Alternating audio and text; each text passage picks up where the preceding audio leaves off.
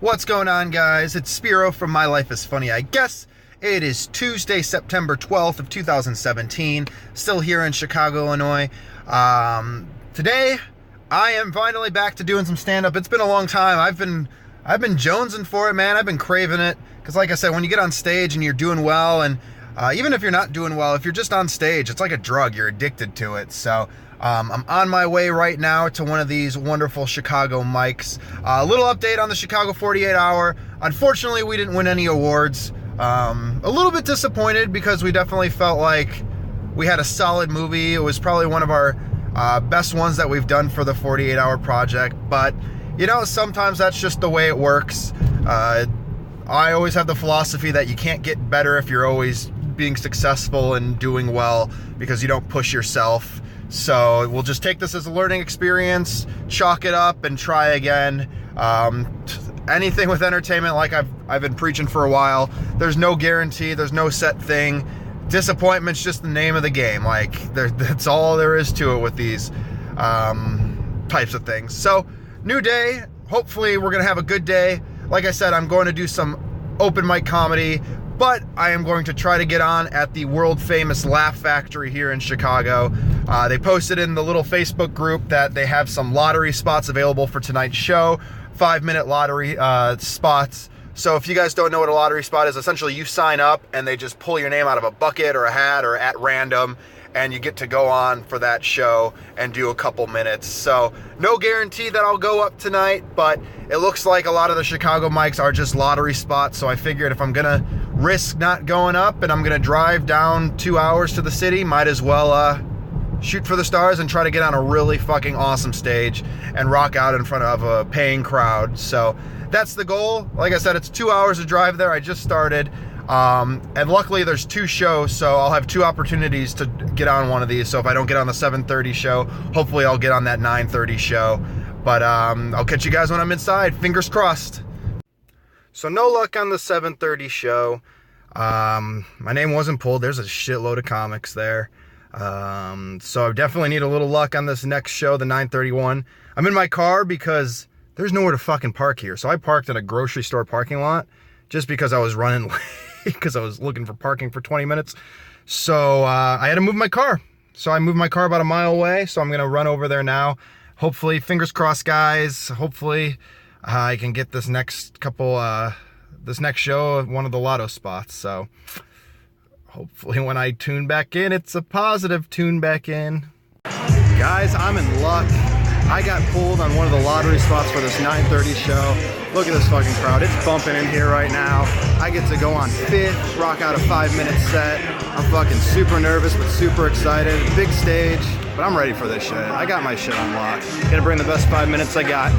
Catch you guys in a little bit. I'm gonna go back to Las Vegas for a little bit. Las Vegas has a lot of strip clubs. Everyone loves the strip clubs in Las Vegas. I'm gonna tell you firsthand, they're not that great. They're just like the shitty ones that we have here in Chicago, right? I've been to one strip club, one time. My friend was like, let's go to a strip club, it'll be fun. I'm like, no, it's not my cup of tea, thanks. She's like, but there's gonna be a midget stripper there. And I'm like, all right, let's go see this shit. So I roll up to the parking lot, pocket filled of $50, ready to go. I figured she'd appreciate that. I'll let that one sink in for you guys. We walk in and it smells like college, you know, it just smells like musty beer and shame. Nobody fucking wants to look up because it's such a shithole. It's one of these shithole strip clubs where they like advertise after the high schools graduate, like, hey, class of 2018, put in your applications. Start paying for that college now. It's one of those strip clubs, so we walk in. So we get to the stage, and we're sitting right up front, and I'm just like, man, I don't know, this doesn't seem right, this isn't me. She's like, don't worry, it'll be really cool. All of a sudden the lights go down, and the DJ gets on, and he's like, ladies and gentlemen, let's make some noise for the world's smallest stripper, Tina! And I was like, Tina? That's a weird fucking name for a midget stripper. You know, give me some rhyme scheme. Call her Bridget the Midget or something clever, you know? Tiny Tina, alliteration. Give me something. I'm spending money here. And all of a sudden, behind the curtain, this giant 6'8" black guy walks out. And he's carrying a football to the stage like LeGarrette Blount going to the goal line to score a touchdown. But it wasn't a football. It was Tina. And she's poking her head up over his bicep, just like, yeah, look me down, yeah. And he gets to the stage and he rolls her down. She doesn't stand up on 2 feet, she fucking crawls over there like some beast, like some monster out of a movie. And if it hasn't been weird enough, this is when it starts getting weird. Most strippers, they get on the pole, and what do? They tease you a little bit, they look you right in the eye, and they go, oh, yeah. Oh, yeah. You know, then this guy, yeah, he's just like, fuck yeah, they do, yeah. Been to ones or two, yeah, you know, huh? And then they get up with their thighs and they start climbing up. Not Tina. Tina put her crusty ass paws on the pole and started shimmying up the pole like a fucking koala. And then she's looking at us all dead in the eyes, like we're eucalyptus that she wants to eat. And then she gets to the top, and then she shimmies on down the pole, just like the end of Mario when you beat the level on the flag, you know? Fireworks started going off. She went down a drain pipe. It was fucking weird. My name's Spiro, guys. Thank you so much.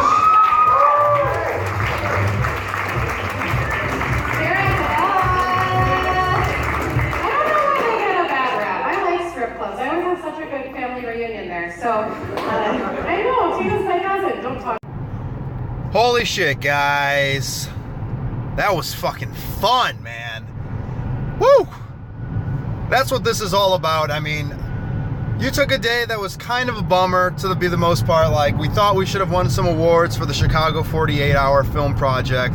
And, you know, it's not always about getting the accolades, like, but every now, like, when you make something good, you want to be at least recognized, or you want to at least hope that at least other people will recognize you, and it's always good to get that, you know, but it's not the most important thing. But of course, everyone, like, no one's like, yep, I'm glad I didn't get anything, or I'm glad I lost, you know. And I went to this mic as a chance. I didn't think there was going to be nearly as many comics as there actually were there. I don't know why I didn't think that. I guess I really didn't fully understand what the show was. I thought the show was like more of an open mic, where the list was full and you just pulled your mic spot. But this was like a book show in front of a live paying crowd.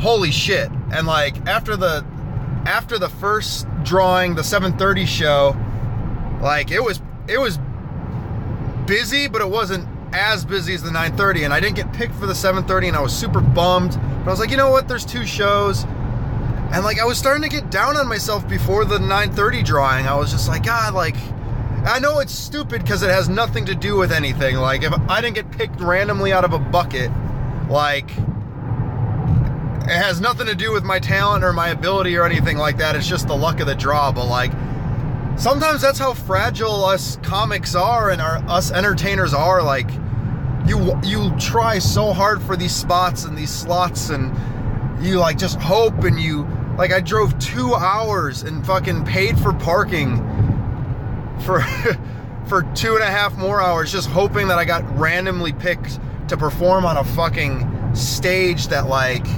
some of the greatest comics in history perform on. Like, it blows my mind. Like, it blows my mind that I even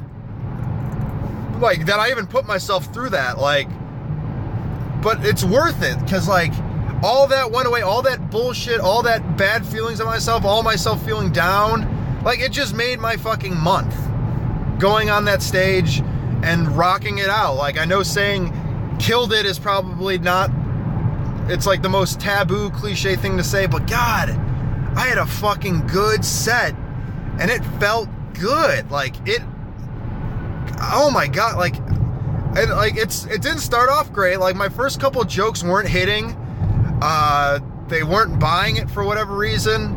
It happens. Like, for whatever reason, my shit wasn't connecting, whether it was me or the actual jokes themselves. I was going into my Vegas material, which always seems to go over pretty well in Vegas. And like, I was trying it out to see like, hey, maybe it's more universal than just in Vegas. And like, one or two jokes in my Vegas material, people just weren't having it. I was getting some chuckles, but I wasn't getting, you could tell, as a comic when you're on stage, that it's not going as planned. Like, even though they're chuckling, it's like, okay, when's this guy over almost? And like, I made the adjustments. I saw it. I didn't try to truck through it. I went into different material. I just was like, you know what? You guys aren't into this, so I'm going to try this instead. And God, it turned the fucking page. And like, everything I said from there on out was fucking gold. It hits. And even if it didn't hit as strong, I still got way more laughs than I was getting at the beginning. And like, that's fucking awesome. Like, that's why you repeat these jokes over and over and over at these shitty open mics. That's why you go to these mics and deal with nobody listening to you or anything like that. Because like I said with Hard Hat Lounge, if you can do it on that stage, you can do it anywhere. Because paying crowds that are liquored up, that are there to see comedy, well, that's low-hanging fruit. All you got to do is just not fuck up on stage. But like, there's moments where the crowd, like, you have to get the crowd on board. And like, that's what I'm most jazzed about. Was I could have bombed and I could have blew this, and it could have been a very different video with me like depressed as fuck on the ride home. But like, I did a good job. And I don't think like I said, I'm not one of these people that, I don't like patting myself on the back. I don't like tearing myself down. It happens. But like, comics, if you have a good set and you like, it was serendipitous, me getting pulled from that bucket. Like, it was like fate. I can't even describe. I'm so like, I mean, I got off, it's a little after midnight. I probably got off stage about an hour and 15 minutes ago, and I'm still like at a fucking 12 for excitement, as you guys can fucking tell. Like, I know I said it last time, but like, these are the moments, man. Like, this makes it worth it. Like, I was having so much doubt and like disgust with myself for no fucking reason, and like, it's amazing how 5 minutes on stage turns that around. I can't even, I'm so happy. Like, I'm so happy. Speechless is probably not the right thing to say, because I've been fucking talking for 6 minutes, but I feel good. I feel like I'm doing the right thing. And sometimes as comics, that's the hardest thing, is just coping with, is this the right thing that I'm doing with my life? Is all this stress, pain, money, time, is it worth all of it? And after tonight, like, I don't know, I'm sure I'll have some doubts every now and then, but like, I know I belong now. Like, I know I belong. I had a paying, sold out, a couple seats, maybe not sold out, but pretty damn packed crowd laugh, and I had some guy buy me a Corona in the middle of my set and hand it to me because he likes me that much. Like, blown away, guys. Way different turn from this video than all the others. So thank you guys so much for watching. I'm gonna be you'll be seeing my set, or you already saw some of my set. I'll be posting my full set separately. Guys, comics, entertainers, anyone that wants to do something that people might think is silly or out of reach, guys, tonight, whether or not it's going to be a forever thing, this is something I'm going to remember my whole life. I'm never going to forget the moment I stepped on the Laugh Factory stage and made people laugh. This is incredible. Thank you guys for watching. Thank you guys for supporting, or at least being on the ride with me. All the comics that are on the ride with me. You guys are gonna, if you guys haven't had a chance to get on a show like this, you guys will. Just keep working at it. Just keep having faith. Keep trying. Don't get discouraged. Because I'm living proof right now. Like, all you got to do is just never know. The luck of the draw, literally. So thank you guys. This is My Life is Funny, I guess. I will be talking to you guys tomorrow. Have a good night.